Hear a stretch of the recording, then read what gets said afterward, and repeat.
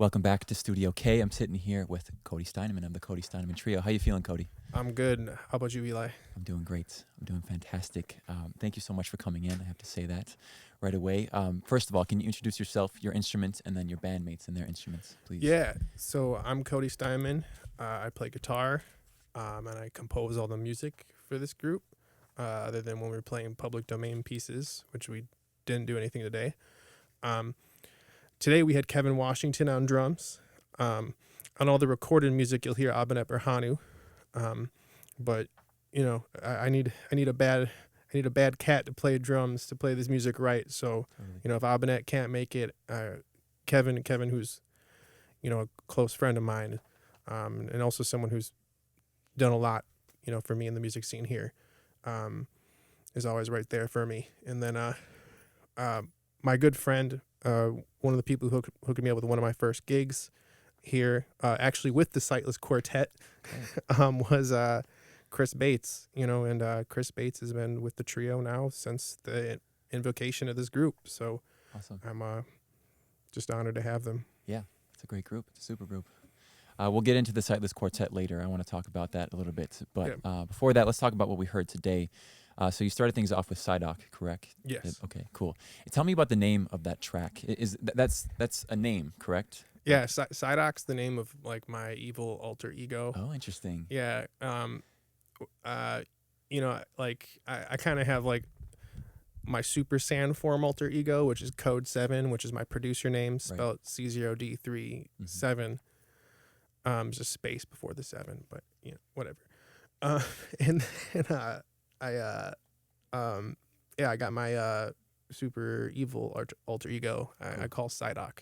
So was it your alter ego that wrote that song? No, it was more like Code 7 and Cody getting together and being like, "Hey man, we need some way to like exercise this out of us. Like let me have a place to like expel this from myself." And that's what Psydoc is. That's awesome. Yeah, hearing you say that, like listening back to that, I can definitely hear the. I grow a little bit every time I play it. Yeah, I bet it's therapeutic. I bet. Yeah, totally. All right, then you followed that with Because I Think She's Beautiful. Yes. Awesome. Would you call that a ballad? I don't even know if you'd call it a ballad. I would call it a ballad. It's slow. It's really slow. some odd time signature stuff in there though. Yeah. Some really cool stuff. It's fun. Yeah, I love that one. Who is she? Who is the person that you're talking about? It's a every she that I think is beautiful. That's awesome. Yeah, it's great answer. It's about the feeling I get when I see a beautiful woman who I just find beautiful inside and out. Yeah. So that's awesome. I've known her a little bit for it to be inside and out. So totally. Yeah, that's the feeling right there. Yeah, exactly. Awesome. And then you rounded things off with Not Sappy at All.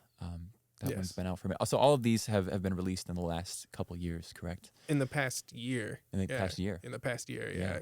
Yeah, I was doing like about a single every 2 months. There's one more that's going to drop next Friday.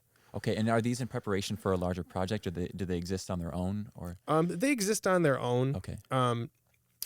It was something I was going to try to make into a record, but then I decided to release as singles. I was really happy with how they turned out. Believe it or not, they were all done in one take. We didn't do multiple takes. We just did one take in front of the camera. And oh, really? Yeah, just one take at the Legacy Building. Yeah. Really. Right in front of the camera, and that's what came out. So, but we did just record another record, and a lot of this has been it's been a real joy to work so closely with this group to develop this music.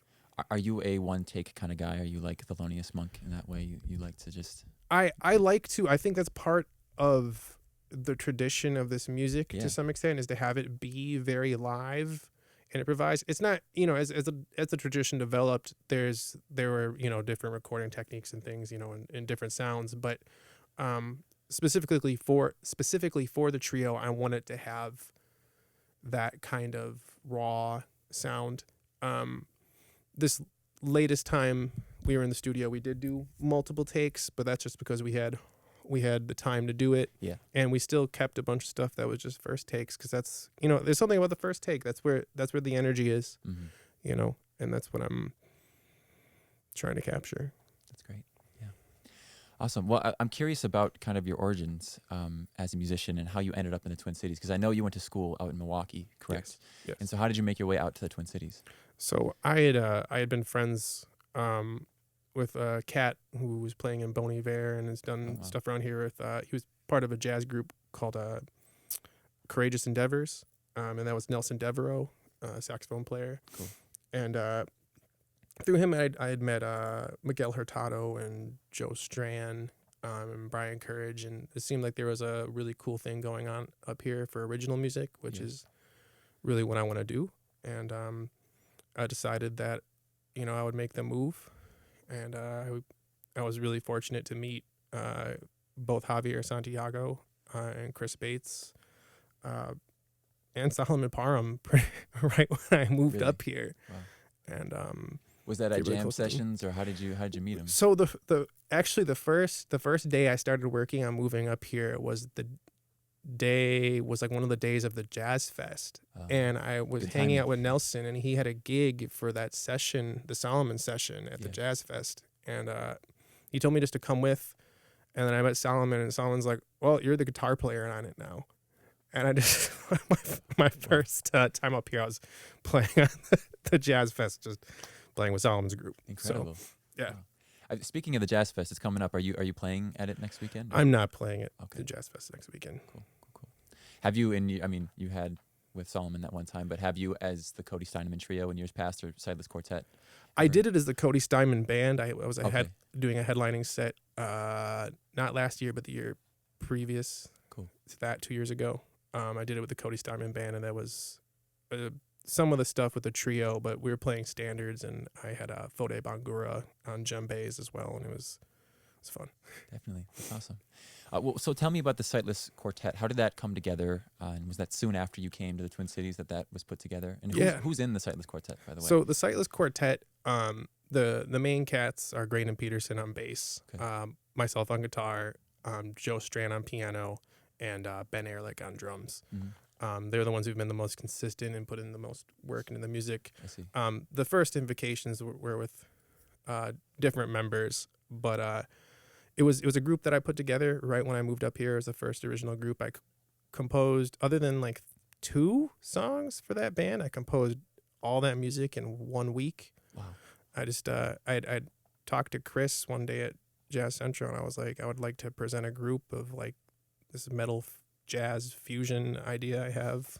You know, I wanted to kind of combine what's going on with groups like Animals as Leaders and Meshuggah, but then with actually improvised solo sections where we, you know, really improvise rather than play worked out solos. And Chris gave me the opportunity to make that happen, so I made a bunch of music real quick and got a bunch of guys to make it happen. It's awesome. And tell me about the name Sightless. What does that have to do so with? It was referring to a point in my life. A lot of jazz musicians and just artists in general, we like to talk about our vision, like what our vision is as an artist, what our vision is for our future, all this sort of stuff. I've had a lot of trials and tribulations in my life, and at one point I really kind of just lost my vision completely, and I had no idea really what I was going to do. And during that period of time, I ended up just deciding, well, I'm going to just go with this thing I'm hearing in my head right now because I need something to help me survive. Yeah. And that was the Sightless Quartet. Wow. That's fantastic. Awesome. Well, thanks for sharing that. I appreciate it. Thank you. You're welcome. Yeah. Well, so tell me about how you go about composing your songs, because they're intricate, they're beautiful. There's a lot going on. So how do you go about it? What's your process like? Man, I wish I could tell you, because it's something it's different all the time. But I mean, it depends on the project. Like I have stuff where I'm a beat maker and I do a lot of production and whatnot. The stuff that I do on paper, it's on paper. I handwrite all my charts to this day. I feel the magic really happens when you handwrite stuff. I had studied classical composition for a year. Mm. Got really into writing fugues, understanding orchestration, all that. So that plays a pretty big role in some of my influence as a composer. But I'm really, really into jazz tradition, and I come a lot out of Wayne Shorter, harmonically at least. And yeah, it's for me it's funny because it's like a well I can't turn off. Like I purposefully make myself not compose. Oh, really? Yeah, it's like I can't stop. I guess that's just like the I don't know, I guess that's the price you pay when you have kind of life that I did. And it's just like I'm always like, ouch, I need to make something. I need to get this out. Well, and it's not a terrible problem to have. No, it's not a terrible problem to have. I guess everything that contributes to it is all the PTSD isn't great, but right. that aside, it's like, that's what happens. It's a very natural thing for me. I'll start with a bass line, I'll start with a melody, I'll start with some chords, and then I'll just breathe it into life, whatever wants to come out. And I do a very good job of not judging myself through the process, I think, and that's what saves me. I think a lot of people, when composing, they get very in their head, and I feel that's like very antithetical to making good music, is being in your head. You need to just make it, put it down, and then save all the judging, maybe, for later. Maybe. Yeah, I like it. Well, so you're an educator too, and I'm sure part of your process of teaching people, it has to do with composition. So how do you pass that along to students? Well, one of the biggest things for me, on top of everything, is I'm a very big believer that improvisation influences composition, and composition influences improvisation. So a lot of composition for me starts with completely free improvisation in some way, like just noodling or whatever, and then you come up with a motif, you come up with an idea, like I said earlier, chords, whatever, and that's something you can go from. When it comes to improvisation, for me, it starts off with a lot of like composed things, like, okay, here's some arpeggios, here's some licks, here's some chord structures. How do I make these things happen? And I drill those little, what I would call micro compositions or scales or ideas until they're able to come out in a very malleable and natural way in my improv. And I feel that kind of synergy between composition and improvisation is like very, very important for me as an artist. So. Yeah, that's a really cool way of looking at it. I might try that myself. That's great. Cool. All right. Well, we're getting to time. I have just a couple more questions to ask you. First of all, I want to give you the chance to talk about any performances coming up, any releases that are planned that you want to share.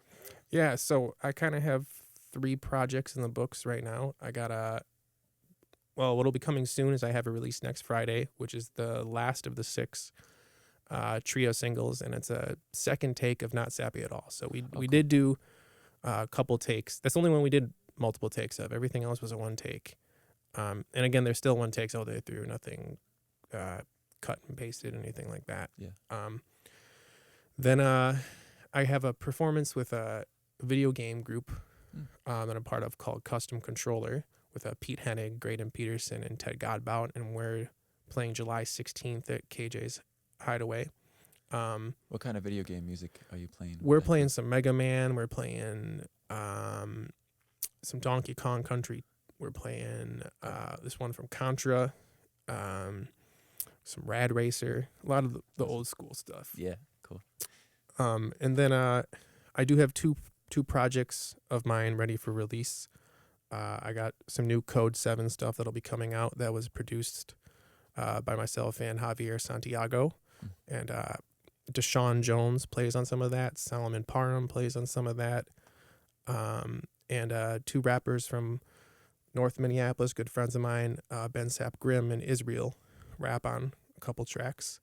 I have a fully produced project that I completely produced that'll be coming out as Cody Steinmann, which the idea was basically to have a produced trap project, but instead of rappers on it, have cats who can really sophisticated really sophisticated improvisation on top of it. And I got J.D. Allen to play on that, Salman Parham to play on that, Proper T from Astro Black, formerly known as Zulu Zulu, Yeah. sings on one. Cool. And then and that's all me. And then the trio just recorded another record, and that's getting mastered right now. Wow. So Lots in the works, man. This is very exciting. It's yeah. exciting time. I don't stop. Like I said, I have to. It's like a well, man. It just keeps coming out. I can't stop it. Yeah. Well, do you ever take? Well, how about this? Do you ever take like breaks for your sanity ever? Yeah, I play video games sometimes. Okay, good. Because I play video games and I stare at walls in existential dread. That's kind of how I spend most of my time. So, And music. Those three things. That's those great. three things: existential dread, music, and video games. Maybe some eating and some sleeping too. Yeah, maybe Every sometimes. now and then. Yeah. Okay. Cool. Cool. All right. Well, I have one last question. It's kind of a Yes. fun one. I ask it to all the groups that come through here. I want you to build a dream bill for yourself. You get to play on it. There's 3 other groups and or artists that are alive that will play with you. Dead or alive. Dead or alive. Whoa. A lot to choose from. Oh, 3 artists 3. that get to play with me. Not like necessarily with you, but like on the bill. 3 other artists on the bill. Uh-huh. Okay. All right. Well, You can get some help from your friends if you need. I got it. Okay, I already got it. It's gonna be John Coltrane. I can't help it. John Coltrane, Wayne Shorter, and J.D. Allen. Cool. Those would be my 3. Do you have a venue in mind? Blue Note or what? Yeah, I mean, Blue Note would be great. I mean, Madison Square Garden would be even better. Honestly, I think you'd probably fill Madison Square Garden with that lineup. Yeah. Yeah, Totally. that would be awesome. Great answer. I would go to that Thank you. show for sure. All right. Well, thank you so much, Cody. I really appreciate you coming in today. Thank you for having me, Eli, and I really appreciate what y'all are doing at Radio K. You got some great programming, and you're really providing a really awesome thing for the cities here. Yeah. Thank you so much. We appreciate that. All right. Well, please stick around. We're going to play some more local music until 5 p.m. today. Lots of great stuff in the library. So stay tuned in. This is Radio K, Real College Radio.